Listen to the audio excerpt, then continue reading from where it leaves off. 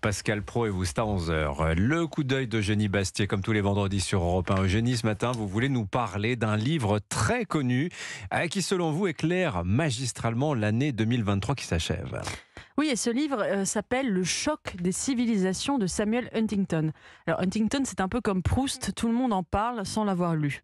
C'était mon cas jusqu'à présent, mais il faut dire que l'attaque du 7 octobre en Israël et la récurrence du terme guerre de civilisation dans le débat public m'ont incité à aller vraiment lire cet essai très dense.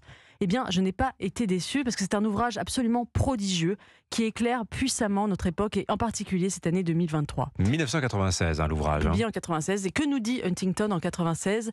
Il nous dit que le facteur culturel et religieux est le facteur décisif de la politique globale.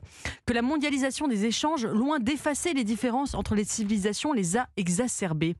Que la question « dans quel camp êtes-vous ?» qui était la question du XXe siècle et de la guerre froide, a été remplacée par une question bien plus fondamentale. Qui êtes-vous ? Alors ce glissement est nettement visible dans le cas du conflit israélo-palestinien, où l'empathie n'est plus dictée par des choix rationnels ou idéologiques, mais par des appartenances religieuses et identitaires. Est-ce qu'il y a d'autres exemples qui illustrent le fonctionnement de la théorie d'Huntington ? Oui, la guerre en Ukraine, par exemple. À première vue, on pourrait croire qu'il ne s'agit que d'une guerre entre voisins ou une guerre entre valeurs, la démocratie d'un côté, l'autoritarisme de l'autre.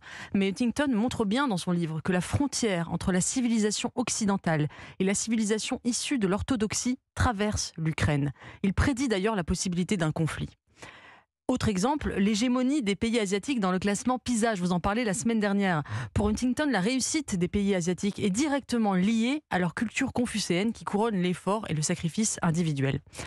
Autre exemple qui est le plus marquant, le choc entre la culture occidentale et la culture islamique dont nous voyons les effets tous les jours. Regardez par exemple ce qui s'est passé cette semaine dans cette école d'Issou, où des élèves musulmans se sont choqués d'un tableau du XVIIe siècle, ou encore les résultats de ce sondage IFOP, paru cette semaine également, montrant que 78% des musulmans jugent la laïcité discriminatoire en France.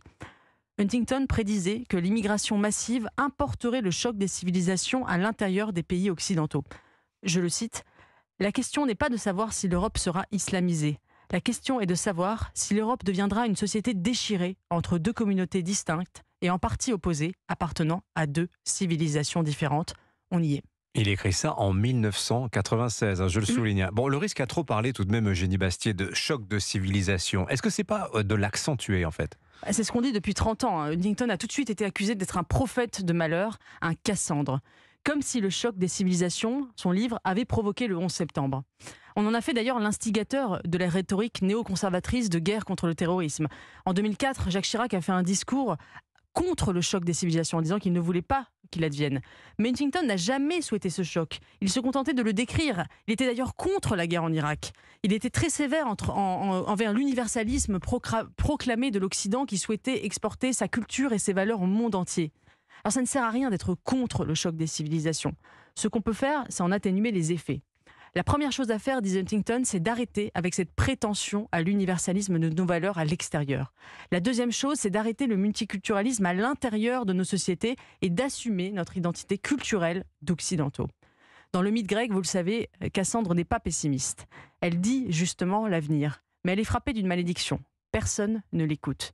Personne n'a écouté Huntington. Et donc, ces prédictions se sont réalisées. Signature Europe 1, Eugénie Bastier. Vous avez cité ce sondage IFOP montrant que 78% des musulmans jugent la laïcité discriminatoire. L'auteur de ce sondage, François Cros, d'ailleurs, sera ce lundi, je le signale, l'invité d'Europe 1 à 7h10. Il y a des choses très, très intéressantes à approfondir dans ce sondage. Merci beaucoup, Eugénie. 8h54.